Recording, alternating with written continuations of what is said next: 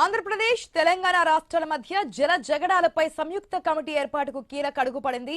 కేంద్ర ప్రభుత్వ అధికారుల సారథ్యంలో రెండు రాష్ట్రాల అధికారుల సంయుక్త కమిటీ ఏర్పాటు కానుంది. రెండు రాష్ట్రాలు కమిటీలో తమ రాష్ట్రం నుంచి ప్రాతినిధ్యం వహించే వారి పేర్లను కేంద్రానికి ప్రతిపాదించాయి.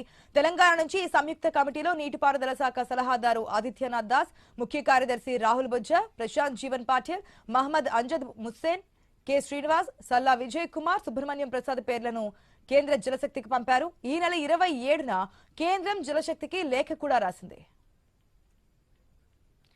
ఇక ఆంధ్రప్రదేశ్ తరపున ప్రత్యేక ప్రధాన కార్యదర్శి జి సాయి ప్రసాద్, నరసింహమూర్తి, జలవనరుల శాఖ సలహాదారు, అంతర్రాష్ట్ర జల వ్యవహారాల విభాగం సీఈఓలను కమిటీలో నియమించాలని ఈ నెల 15నే కేంద్రానికి లేఖ ఇచ్చింది. వాస్తవానికి జూలై 16న ఢిల్లీలో ఏపీ, తెలంగాణ రాష్ట్రాల ముఖ్యమంత్రులు చంద్రబాబు, రేవంత్ రెడ్డిలతో కేంద్ర మంత్రి సిఆర్ పాటిల్ సమావేశం నిర్వహించారు. ఆ సమావేశంలోనే కమిటీ ఏర్పాటు చేసి జల వివాదాలను పరిష్కరించుకోవాలని నిర్ణయం తీసుకున్నారు. కమిటీలో కేంద్ర జలశక్తి శాఖతో పాటు ఏపీ, తెలంగాణ రాష్ట్రాల అధికారులు, సాంకేతిక నిపుణులను నియమించాలని అప్పట్లో నిర్ణయం జరిగింది. ఏపీ, తెలంగాణ మధ్య ఇటీవల వివాదాస్పదమైన పోలవరం, నల్లమల్ల సాగర్ ప్రాజెక్టులతో పాటు ఇతర వివాదాల పరిష్కారానికి ఈ కమిటీ కృషి చేయబోతోంది. రెండు రాష్ట్రాల పేర్లు ప్రతిపాదించడంతో త్వరలోనే కేంద్రం సంయుక్త కమిటీ వేయనుంది.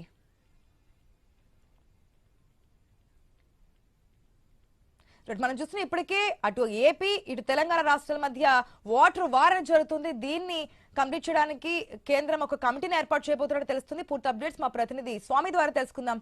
స్వామి, ఇప్పటివరకు మనం చూస్తున్నాం అటు నల్లమల సాగర్ కావచ్చు, లేదంటే గనక ఏపీకి సంబంధించి ప్రాజెక్టుల విషయం కావచ్చు, ఇప్పటికే తెలంగాణకి ఏపీకి మధ్య జల జగడం నడుస్తున్నటువంటి తరుణంలో కేంద్రం తీసుకునే స్టెప్ ద్వారా క్లియర్ అవుతుంది అనుకోవచ్చా ఈ కమిటీ ద్వారా?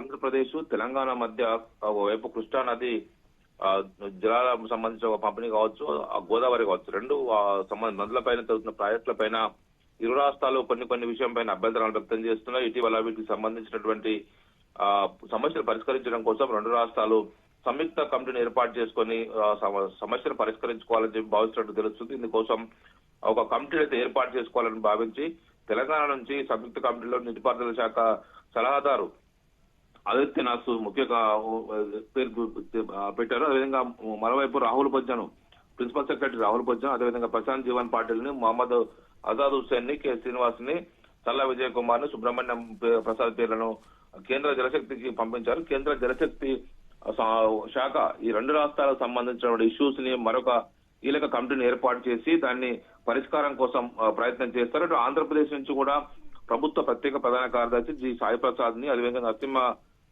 మూర్తిని, జలవనరుల శాఖ సలహాదారు, అంతరాష్ట్ర జలవనరుల విభాగం సీఈఓలను ఈ కమిటీలో నియమించారు. ఈ నెల అంటే ఇప్పటికే డిసెంబర్ 15వ తేదీలోపు వచ్చిన లేఖకు స్పందించిన రెండు రాష్ట్రాలు ఒకవైపు దీనికి సంబంధించినటువంటి లిస్టుని కేంద్రానికి పంపించాయి. జూలై 16లో ఢిల్లీలో జరిగేటువంటి ఏపీ, తెలంగాణ ముఖ్యమంత్రులు చంద్రబాబు నాయుడు, రేవంత్ రెడ్డికి ఇద్దరు కూడా కూర్చొని దీనికి సంబంధించినటువంటి సమస్యను పరిష్కరించుకోవాలని భావిస్తున్నారు. కేంద్ర జలశక్తి శాఖ మంత్రి పీయూష్ పాటిల్ ఆధ్వర్యంలో, సిఆర్ పాటిల్ ఆధ్వర్యంలో ఈ సమావేశం కొనసాగుతుంది.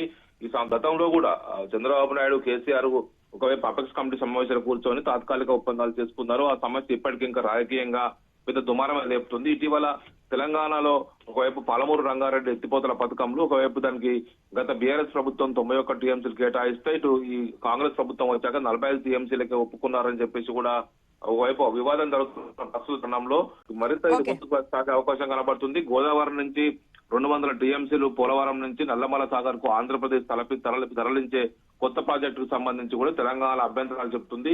ఇలాంటి విషయంలో రెండు రాష్ట్రాలు కలిసి సమస్యను పరిష్కరించుకోవడం కోసం ఈ సంయుక్త కమిటీ ఉపయోగపడుతుందని చెప్పి భావిస్తున్నారు. ఆశ. Thanks for the update Swamy.